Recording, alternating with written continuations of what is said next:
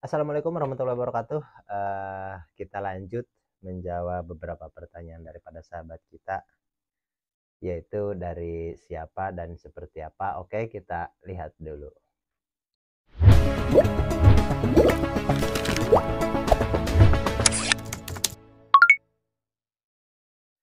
Oke sahabat, ini ada pertanyaan daripada sahabat kita, yaitu Mas Ahong NDK72. Dan ini komentar di video tutorial pembuatan probiotik. Dan pertanyaannya, itu probiotiknya bisa dibibis ke pakan enggak? Oke, jadi di video itu saya membuat yaitu probiotik atau tutorial membuat probiotik yang disederhanakan. Judulnya pun disederhanakan. Tapi meskipun disederhanakan, tetap fungsinya itu sama dengan probiotik umumnya. Hanya saja di situ kita menggunakan Yakult. Terus kalau pertanyaannya bisa nggak untuk dicampur ke pakan atau dibibis ke pakan? Ya, memang sebenarnya bagusnya itu untuk pakan. Dan probiotik yang saya buat itu sebenarnya bukan untuk air. Itu memang khas untuk pakan. Oleh karena itu, di situ medianya saya menggunakan yaitu bakteri dari Yakult seperti itu. Karena tujuannya itu untuk pakan. Tujuan utamanya Yakult itu kurang lebih samalah untuk manusia, untuk memperlancar pencernaan atau menyehatkan sistem pencernaan seperti itu. Jadi kalau pertanyaannya untuk pakan, justru itu memang untuk pakan, tapi untuk air pun boleh seperti itu. Untuk air pun boleh, karena itu bakteri KCI salah satu bakteri yang cukup kuat, dan itu bakteri yang cukup mampu untuk mengurai sampah organik juga atau kotoran-kotoran ikan yang ada di bak seperti itu. Oke, kita lanjut ke pertanyaan berikutnya. Ini dari Slamet. Oke, dari Mas Slamet. Pertanyaannya, Bang mau tanya, pakan lele protein di bawah 30%, efeknya gimana ke ikan lele? Tolong jelasin, makasih. Oke, jadi begini. Lele itu salah satu ikan yang memerlukan protein tinggi, karena lele itu salah satu ikan kanibalisme atau pemangsa atau pemakan daging. Jadi di habitatnya dia itu memang pemangsa. Terus kalaupun kita budidayakan, tentunya kita harus memberikan pakan yang mengandung protein cukup tinggi. Lain halnya dengan ikan nila yang sedikit agak rendah. Lain halnya dengan ikan gurame yang bisa protein rendah juga. Bahkan sekarang budidaya nila pun kita siasati. Awal-awal tebar selama 1 bulan kita pakai pakan protein tinggi supaya mempercepat pertumbuhan. Dan di bulan berikutnya baru kita turun ke pakan yang protein rendah. Seperti itu. Terus kalau pertanyaannya ada efeknya enggak? Seperti itu. Kalau efek pasti ada. Karena saya pernah coba bahkan dari yang protein yang lebih rendah. Seperti ini. Saya pakai protein 28%, 28% maksudnya. Dari salah satu produknya A lah, seperti itu. Saya pakai. Dan itu bukan 1-2 kali pakai. Saya pakai hampir 2 tahunan. Seperti itu. Tapi tetap, karena saya punya baknya 10, yang di belakang 8, yang di depan 2. Jadi yang 5 saya pakai protein 28, yang 5 tetap aja. Karena saya harus punya produksi kontinu tiap minggu, tetap aja seperti itu. Ini saya hanya mau tahu lah, hanya mau tahu. Dan hasilnya nggak rugi sih. Cuman pertama sedikit lambat. Terus yang kedua hitungan-hitungannya selisihnya sedikit. dalam 1 ton, selisihnya itu cuman 109.000. Saya ada datanya. Saya punya datanya, ada 109.000, 110.000 seperti itulah. Itu dalam 1 ton selisih. Maksudnya keuntungannya lah, keuntungan karena kita pakai pakan murah, kita punya keuntungan lebih 110.000 dalam 1 ton. Bukan 1-2 kintal, untuk 1 ton. Tapi yang jadi masalah, ikan itu lebih lambat 2 minggu dari yang seharusnya. Kalah jauh lah. Yang pakai protein 3133 sudah habis, itu masih mundur 2 minggu lagi. 2 minggu lagi mundur. Seperti itu. Jadi efeknya pasti ada. Itu yang 28. Terus saya pernah juga yang 18%. Bahkan pernah pakai yang 12%. Dan kalau yang 12% fix rugi. Fix rugi. Karena biasanya kalau yang 31% untuk 1 ton pakan, saya biasanya habis 33 karung atau 34 karung, itu bisa sampai 1 ton 4 kintal. Hampir 1 ton setengah. Dapat hasil panennya lah. Tapi dikala saya pakai yang 12% proteinnya, saya pakannya itu habis 3 ton lebih, 104 karung habisnya, habis pakan 104 karung, dan saya baru dapat ikan 1 ton setengah. Dan itu rugi. Belum lagi masa panennya yang lambat, benar-benar lambat. Pokoknya benar-benar lambat lah. Itu 1 bulan setengahan selisihnya. 1 bulan setengahan. Itu pun saya memakai metode macam-macam lah istilahnya. Hanya pakan saja yang proteinnya direndahin. Dan itu saya pastikan rugi. Sudah rugi waktu, dari segi cost pun rugi juga, seperti itu. Rugi juga. Dan itu memang rugi lah. Itu rugi, jangan ditiru. Tapi kalau penasaran, sahabat bisa coba juga untuk pengalaman. Jadi untuk kesimpulannya, pakan yang di bawah 30% khusus untuk budidaya lele itu kurang maksimal hasilnya, seperti itu. Terus terang, saran saya itu di atas 30%, 31 sampai 33 rata-rata pakan untuk lele itu.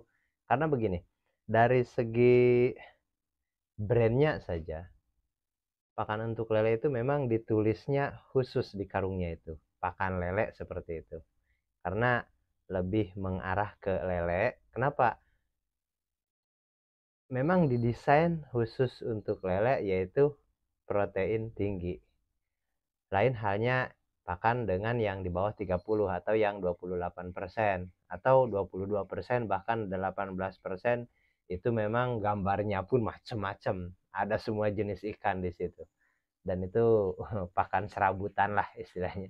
Pakan serabutan, pakan untuk ikan apa aja boleh, seperti itu. Tapi kalau untuk lele, saran saya, apalagi kalau untuk bisnis komersil, itu wajib di atas 30%, seperti itu. Oke, mudah-mudahan bisa dipahami, dan kita lanjut ke pertanyaan berikutnya. Oke, ini pertanyaan dari Kang Didi Junedi. Assalamualaikum warahmatullahi wabarakatuh. Pak, saya tebar untuk pembesaran bibit ukuran 6. Tebar 10.000 ekor, sistem kocor, kolam 10x10, kolam tanah dengan dinding beton. Tiap hari ada yang mati sampai 25 ekor. Hari ke-7 malah ada yang mati sampai 100 ekor. Air tidak bau, ketinggian air sekitar 70 cm. Kira-kira apa penyebab kematian tersebut? Mohon arahannya, langkah apa yang harus dilakukan selanjutnya. Jadi begini, untuk sahabat kita, sebenarnya Kang Didi bisa kirimkan datanya melalui WA, terus supaya ada bahan lah saya untuk menganalisa. Karena air tidak bau, tidak serta-merta kematian itu disebabkan air bau atau amonia. Ada kemungkinan pertama, ikannya itu kalau dari pembenihan dikarantina dulu enggak, ataupun jangan-jangan dari pembenihannya itu sudah ada penyakit atau dropsy sewaktu pengiriman di waktu dikemas seperti itu. Terus atau bisa jadi kadang-kadang hal yang sepele seperti ini. Kadang-kadang kita tebar, misalkan sore kita tebar nih, jam 4, jam 5 tebar. Terus malamnya kita kasih makan. Nah, jangan-jangan begitu juga. Dan itu belum siap sebenarnya. Makanya saya sarankan untuk sahabat kita semua, kalau kita tebar, baru tebar nih, minimal 24 jam kita puasakan. Itu wajib. Jangan dikasih makan selama 24 jam, kita puasakan. Ukuran berapapun. Mau ukuran kecil, mau ukuran besar. Pokoknya kita tebar 24 jam, baru kita kasih makan. Seperti itu. Dan itu efeknya kalau kita langsung kasih makan, itu efeknya itu enggak hari itu. Misalkan sore ini kita tebar, malamnya kita kasih makan, besoknya mati. Enggak juga. Itu efeknya dalam jangka panjang. Ikan itu sakit, ikan itu enggak fit, ikan itu enggak ada apa namanya. Kalau bahasa kitanya jadi enggak siap dengan cuaca ekstrim juga gitu. Jadi kematiannya memang ada sebab lagi, tapi yang jelas ikan itu daya tahannya lemah, nggak mempunyai daya tahan. Poinnya seperti itulah, kurang lebih seperti itu. Oke, untuk Kang Didi, jadi Kang Didi bisa kirim datanya melalui WA saya dan nanti kita bahas di WA apa saja yang harus dilakukan, karena yang saya ingat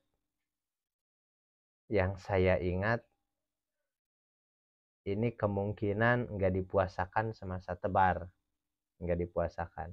Pun juga kalau saya boleh tahu kolam 10x10. Oh, sistem kocor. Kolam tanah, dinding beton. Pokoknya begini, kesimpulannya untuk siapapun sahabat kita yang mempunyai masalah seperti ini, apalagi sekarang kalau musim hujan nih. Musim hujan ini udah gak aneh lagi. Banyak sekali potensi-potensi yang menyebabkan kematian dari cuaca sebenarnya. Tapi sebenarnya begini, ini ada beberapa cara untuk menghadapinya. Yang pertama, setiap pemberian pakan kita amati dulu ikan itu betul-betul sehat atau enggak. Terus jangan sekali-kali kasih makan setelah hujan. Terus usahakan, karena ini kematiannya sudah mencapai 100 ekor lebih di hari ke-7 sampai 100 ekor. Bisa jadi 200-300 ekor nih matinya. Itu sudah lebih dari 1%, bahkan bisa jadi 2% lebih yang mati selama 7 hari. Oleh karena itu, di sini kita harus tekan supaya enggak tambah banyak yang mati, supaya kedepannya yang mati itu cukup dari awal tebar saja. Yang mati dari awal tebar dan kesananya supaya enggak ada yang mati. Itu tinggal, kalau menurut saya kuncinya dari pemberian pakan sih. Dari pemberian pakan. Karena secara enggak langsung, kalau untuk lele, kalau benihnya sehat nih, tanda kutip benih sehat saja, lele itu menurut saya nggak ada penyakitnya. Justru yang membuat penyakit itu kita sendiri si pembudidaya, dari manajemen pakan. Kenapa? Karena pakan itu biasanya kalau apalagi orang yang baru budidaya maunya cepat besar, karena lelenya masih kecil, terus pakan pun kayak apa namanya, kayak keasikan gitu, memberi pakan itu kayak keasikan seperti itu. Padahal kalau lele itu sudah umur 1,5 bulan saja, di situ justru kita akan mengeluh tentang pakan. Kita merasa, waduh, boros betul pakan seperti itu. Biasanya begitu. Oke, jadi mudah-mudahan untuk siapapun sahabat kita yang mempunyai kendala seperti ini, baiknya kita komunikasikan di WA, karena kalau di komen video seperti ini kan, misalkan komennya tanggal berapa, saya bukanya tanggal berapa, dan saya jawabnya tanggal berapa, seperti itu. Itu bisa-bisa hari ini ada yang mati, besok ada yang mati, 1 minggu kemudian baru ada jawaban, bisa-bisa sudah mati semua nanti. Kan seperti itu. Bisa-bisa udah mati semua baru saya jawab, seperti itu. Padahal kita kan harus melakukan pertolongan pertama lah istilahnya, seperti itu. Oke, mudah-mudahan bisa dipahami dan kita lanjut ke pertanyaan berikutnya di video yang berbeda. Dan untuk video yang ini saya pikir cukup sampai di sini dulu, dan assalamualaikum warahmatullahi wabarakatuh.